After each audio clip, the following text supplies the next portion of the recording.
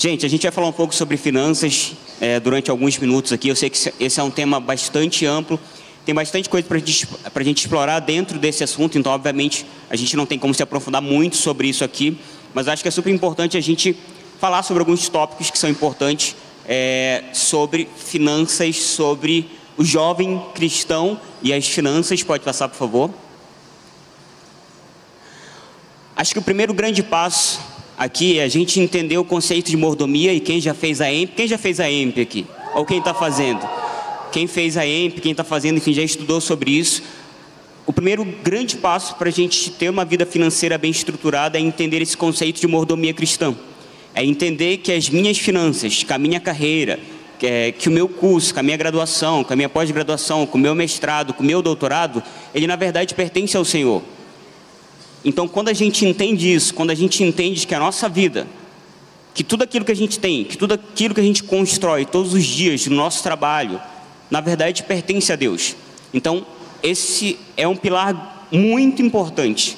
Porque às vezes a gente acha que, poxa, a minha graduação, na verdade, ela é só uma extensão da minha vida, mas na verdade ela é parte fundamental daquilo que nós temos que oferecer para o Senhor, porque é dele, então nós estamos devolvendo ao Senhor. Pode passar, por favor.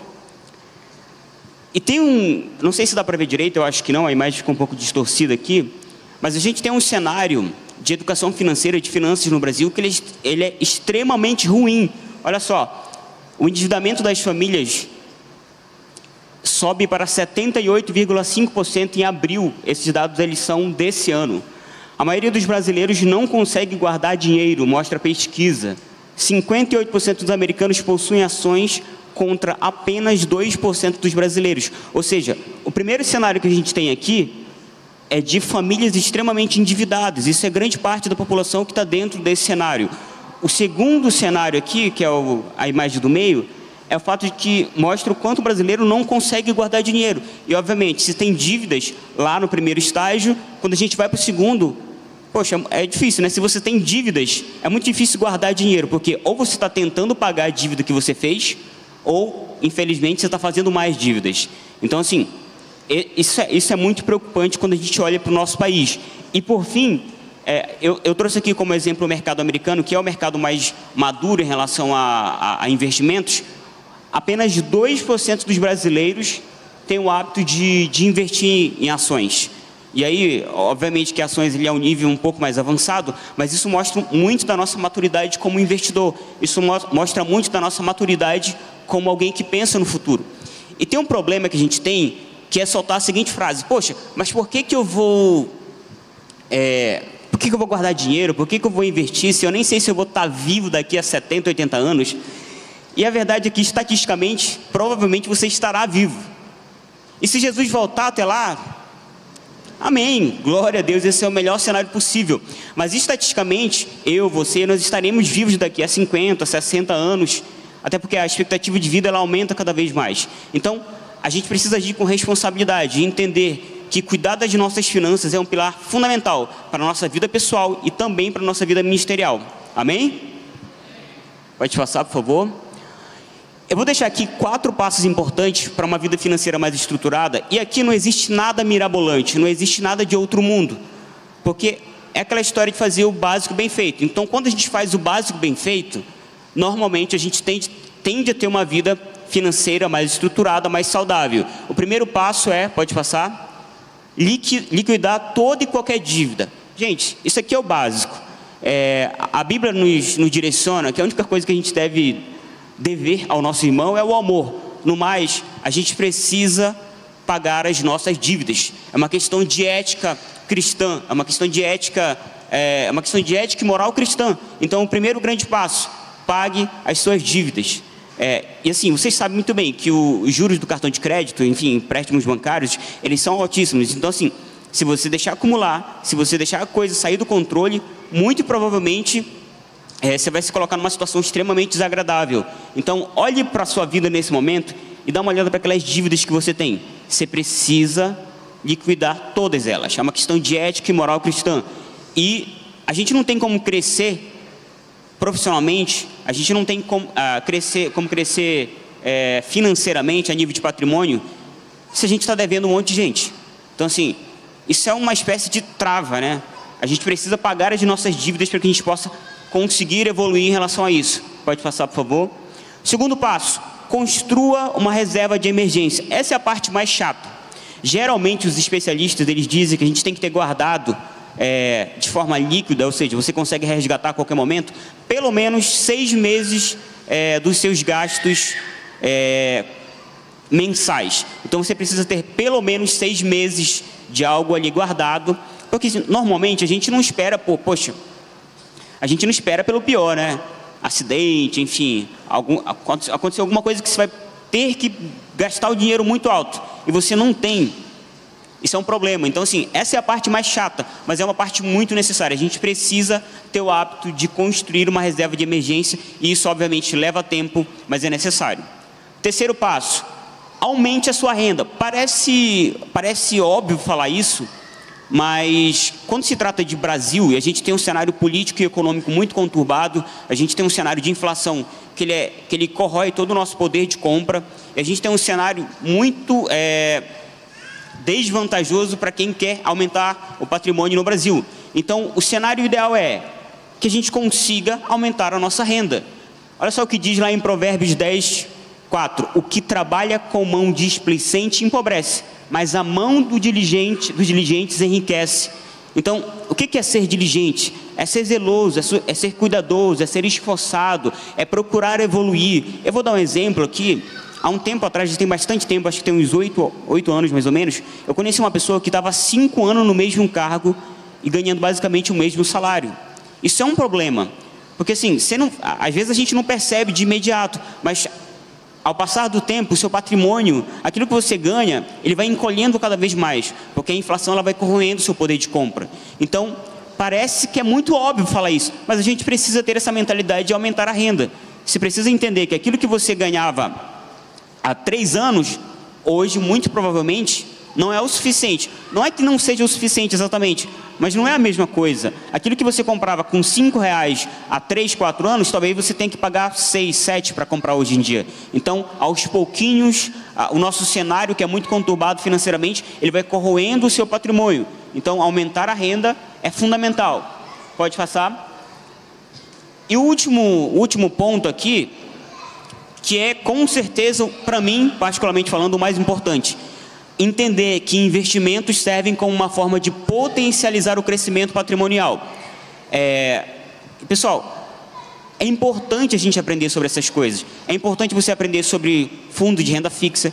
É importante você aprender sobre fundos imobiliários. É importante você aprender sobre ações. Não é algo que está dentro do nosso dia a dia, da nossa rotina. A gente não conversa muito sobre essas coisas. Mas eu costumo dizer que se você não é herdeiro, se você não vai herdar algum patrimônio, se você não vai ganhar na loteria, e aí eu não sei como é que...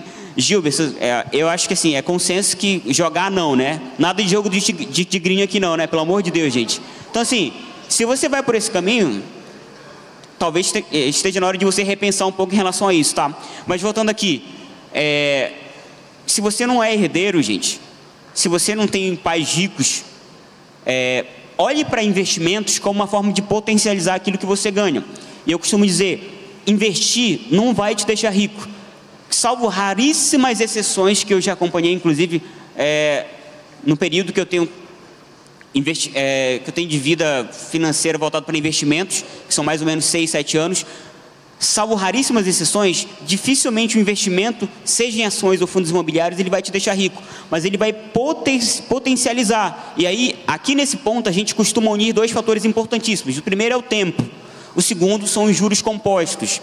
Então, assim, quanto antes você começar, melhor. Porque o poder que o tempo e os juros têm sobre a evolução do nosso patrimônio é uma coisa maravilhosa. Então, você vai percebendo que com o tempo, você conseguiu zerar suas dívidas, você conseguiu construir a sua reserva de emergência, você conseguiu evoluir na sua carreira, na sua profissão, você conseguiu ganhar mais.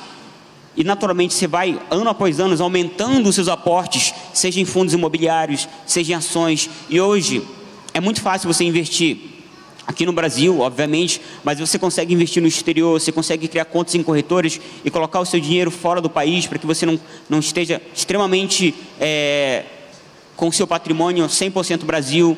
Então, você consegue ter manobras fiscais, você consegue ter manobras regulamentadas, principalmente, nada de jogo de tigrinho, pelo amor de Deus, gente, mas você consegue fazer coisas que são legalizadas e que vão te dar um retorno a longo prazo. Então, a nossa mentalidade, ela tem que estar voltada para o longo prazo, daqui a 10, 15, 20 anos.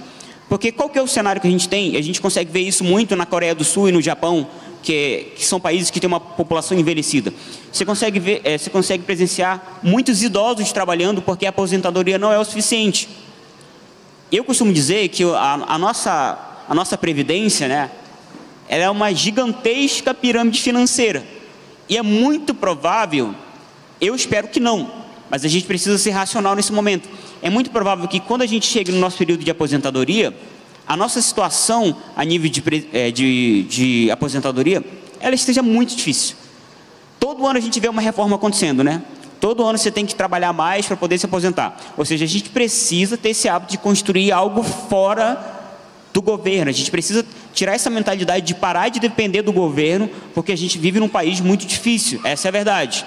Então, aprender sobre investimentos é algo que definitivamente vai mudar a vida de vocês. Quando eu comecei a estudar sobre isso, eu ficava, meu Deus do céu, quanta coisa, é muita coisa, é muitos detalhes, mas com o tempo você vai se acostumando com isso, você vai se acostumando com os termos, você vai se acostumando com como é que você gere um patrimônio, como é que você consegue estruturar a sua vida financeira, e quando você menos percebe, poxa, você está muito bem, obrigado, quando se trata de gerir patrimônio. Quando se trata de ser sócio minoritário de empresas, quando se trata de ter investimentos, ao invés de você emprestar do banco, você empresta para o banco. Então, quando a gente vira essa chavinha, as coisas começam a evoluir. Amém? Pode passar? Olha só o que diz lá em 1 Tessalonicenses capítulo 4, versículo 11 e 12. Esforcem-se para ter uma vida tranquila, cuidar dos seus próprios negócios e trabalhar com as próprias mãos, como nós os instruímos, a fim de que andem decentemente aos olhos dos que são de fora e não dependam de ninguém.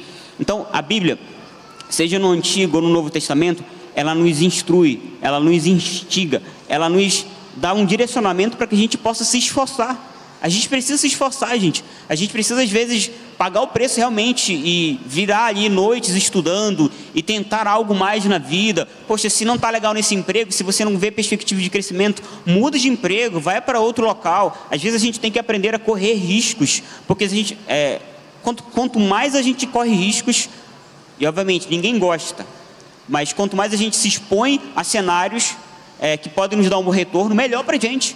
Às vezes, de fato, as coisas não vão fluir tão bem assim. Ali no período de 2019, 2020, no auge da pandemia, foi o meu pior momento em relação a investimentos, porque tudo desabou naquela época. Só que assim, quando a gente entende como é que funcionam essas coisas, a gente percebe que, poxa, primeiro, tudo está nas mãos do Senhor. Então, se eu ganhar, amém. Se eu perder tudo, amém também. Nada é meu, tudo é de Deus. Então, quando a gente entende isso, isso é muito bom, porque a gente tira toda aquela ansiedade, porque quando se trata de dinheiro, a gente às vezes é um pouco ansioso, mas a gente vai aprendendo com o tempo, a gente vai entendendo como é que funcionam essas coisas e evoluindo aos poucos. Pode passar? E por fim, pessoal, propósito. O dinheiro, a gente não pode ser obcecado por dinheiro, a gente não pode ser aquela pessoa extremamente voltada para o dinheiro ao ponto de a gente esquecer de congregar, esquecer de ir à igreja, esquecer de servir. Então, tem que ter propósito.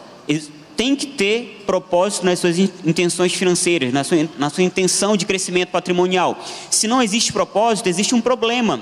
Porque, na verdade, o nosso dinheiro, ele deve servir para muita coisa, mas principalmente para abençoar os outros. Então, inclusive, falaram muito na EMP esse ano, né, sobre o fato de que é muito melhor a gente estar na posição de dar do que receber. Então, a nossa posição, preferencialmente, é muito melhor que você esteja na posição de dar do que receber. Então, tem que ter propósito, tem que ter, de fato, um objetivo que vá além dos seus benefícios próprios. Então, quando você olha para a sua igreja, para a sua família, para os seus irmãos, e você consegue pensar, poxa, eu quero evoluir financeiramente, não para comprar, para ter, as coisas costumam fluir melhor. E por fim, pessoal, é uma das coisas que eu falo muito para alguns amigos próximos, para outras pessoas que falam sobre isso comigo. A gente precisa parar de viver um padrão de vida que a gente não consegue bancar. E esse é um problema gigantesco. Querer viver uma vida que a gente não consegue pagar. E tem muita gente que faz isso. Isso é extremamente problemático. Porque você fica estagnado, você não consegue evoluir financeiramente, você não consegue construir algo sólido, porque o tempo todo você ganha 2.000, mas está gastando 3. Isso é um problema gigantesco, sabe? Então as coisas elas vão acontecendo ao longo do tempo. Ao longo do tempo você vai conseguindo ter algumas coisas, comprando outras coisas. Mas a gente precisa entender que tudo acontece no tempo certo. E a gente precisa saber administrar isso, administrar o momento em que a gente vai adquirir isso, adquirir aquilo. Então isso acontece gradativamente a partir do momento em que a gente vai tendo mais sabedoria para lidar com isso. Então, 3 palavras importantes nesse momento aqui com vocês. Primeiro, propósito. Segundo, tempo. E o terceiro, conhecimento. 3 palavras importantes. Isso definitivamente muda a forma com que a gente enxerga dinheiro e crescimento financeiro. Amém? Obrigado, gente.